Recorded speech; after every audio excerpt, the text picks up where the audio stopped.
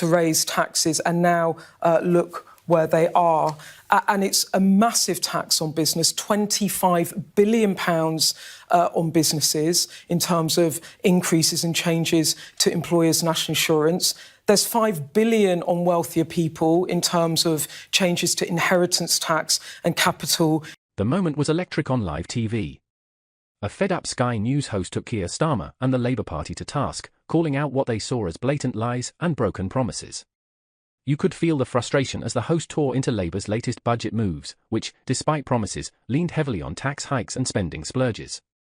It was a rare, unscripted confrontation that left viewers stunned and asking, can Labour's credibility survive this kind of public reckoning? Are taxes going up beyond what you said in the manifesto? We will then rebuild the country. Are taxes going up beyond that will be set out in the manifesto. The principle of it. It'll be set out in the manifesto. Well, you set it out in the manifesto. The tension was palpable from the very start of the live segment on Sky News. You could see it in the host's expression, the way they launched into Labour's latest budget, as if they'd finally reached a breaking point. This wasn't just another polite, roundabout political discussion. The frustration was real, and it was aimed squarely at Labour's apparent disconnect between what they promised and what they delivered. The host began by highlighting Labour's manifesto claims, which had confidently assured voters of maintaining the budget without resorting to new tax hikes or borrowing. Yet here we are, faced with a budget that tells a completely different story. Tax is going to be going up. The budget will be set out by the Chancellor on the 30th. The principle of it. As the segment continued, the host didn't hold back, labelling Labour's recent budget a massive contradiction. They spotlighted Labour's enormous spending plan of £74 billion, paired with a staggering £41 billion increase in taxes. For a government that once assured voters it wouldn't rely on tax hikes, these figures felt like a slap in the face to anyone who took those promises seriously. This isn't what people voted for, the host argued, emphasising the sharp disconnect between Labour's tax-heavy budget and the expectations they had set. The critique underscored how far Labour seemed to have strayed from its original pledge to focus on sustainable growth without overburdening taxpayers. Of taxes, it's the biggest tax-raising budget since 1993. It's gigantic. And you said before the election, no plans to raise taxes, or the PM did. Labour's recent budget has left many people scratching their heads. For starters, the numbers are staggering.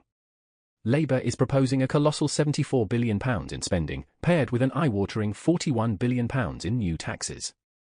Yes, £41 billion more in taxes, coming from a party that explicitly promised not to hike rates. The Sky News host couldn't conceal their disbelief, describing it as the largest budget they had ever seen in all their years of covering politics. And honestly, it's hard not to share in the shock and wonder how Labour plans to justify these drastic measures to a sceptical public. We've discovered there's a £22 billion black hole. My approach, the Chancellor's approach, is to acknowledge that problem, run towards it and fix it. What is Labour saying about this dramatic shift? They're defending the budget by citing a £22 billion black hole that they claim must be filled to maintain economic stability. On top of that, they argue that the additional funds are crucial for supporting public sector pay, ensuring that vital services like healthcare and education don't fall short. Labour insists that the combination of increased spending and tax hikes represents responsible choices, necessary to keep the economy running smoothly and prevent critical areas from becoming underfunded. Despite these justifications, the explanation has done little to quell the scepticism surrounding their dramatic policy changes. Where in this manifesto does it say that the next Labour government is going to increase spending by £74 billion and raise taxes by £40 billion? Because I have looked through it and I can't find it. When Labour's Chancellor Rachel Reeves appeared on Sky News, viewers likely anticipated a straightforward discussion about the budget. However, what transpired felt more like a verbal tug-of-war. Right from the start, the host pressed Reeves with pointed questions about Labour's significant tax hikes and ambitious spending plans.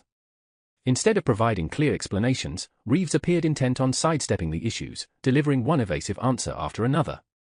Rather than directly addressing why Labour had backtracked on its earlier promises, Reeves shifted the focus to broad, vague goals about stabilising the economy and meeting public needs. It quickly became evident to viewers that she was not prepared to offer a direct response to the pressing questions. So a lot of people out there are going to be quite shocked today. Well, in the decisions that we've made in the budget today, I accept that this is a... As the interview progressed, the host's patience visibly wore thin. The exasperation in their voice grew evident as they openly challenged Rachel Reeves, demanding clarity on Labour's dramatic budget shifts. They practically pleaded with her to be honest with the British public, pointing out what they perceived as Labour's refusal to acknowledge its change in direction. This moment of frustration felt raw and unfiltered, a rarity in political interviews. It struck a chord with viewers who are increasingly weary of feeling dismissed or brushed off by politicians. The host's direct approach reflected the public's demand for transparency and accountability in leadership. Big moment.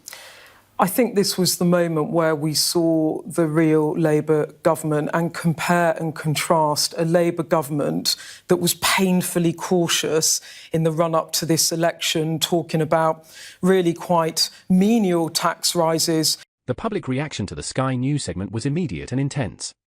After years of feeling that politicians could dodge tough questions without facing any real consequences, many viewers were thrilled to witness a mainstream host firmly push back and hold Keir Starmer and his team accountable.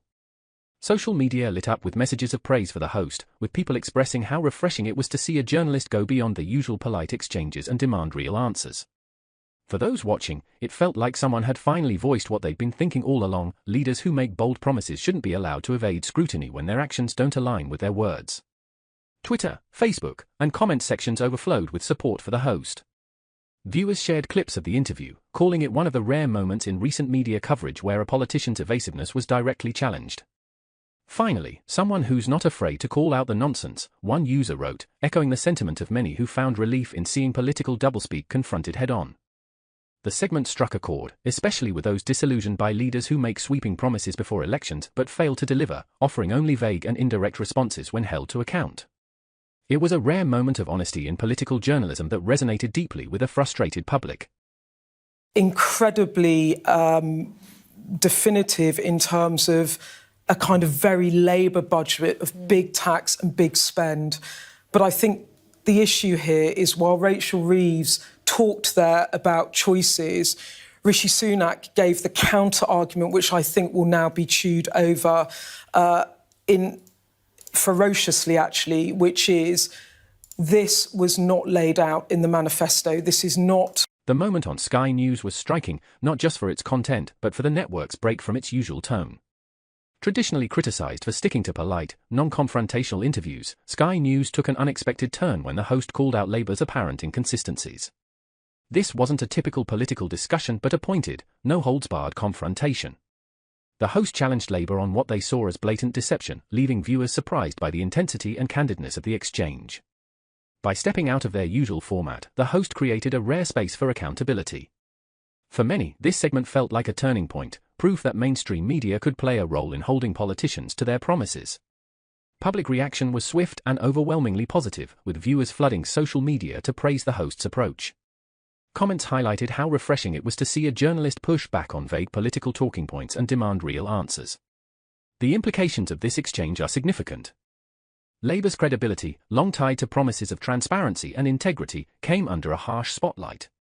The party has spent years branding itself as a government that delivers on its promises without hidden agendas or sudden shifts. But the host's grilling of Rachel Reeves over Labour's tax hikes and massive spending plans exposed a stark contrast between the party's words and its actions.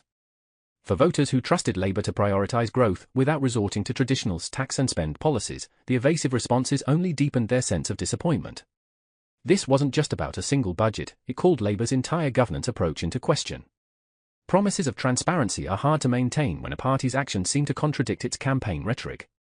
For many viewers, Reeves's inability to provide direct answers reinforced the suspicion that Labour's leadership might not be as straightforward as they claim.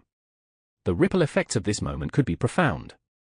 For voters already feeling uneasy about their financial stability, Labour's apparent backtracking on tax promises might feel like a betrayal. This erosion of trust could have lasting consequences, especially with upcoming elections. Traditionally loyal Labour supporters, particularly those from the working class, may now question whether Labour's policies align with their interests.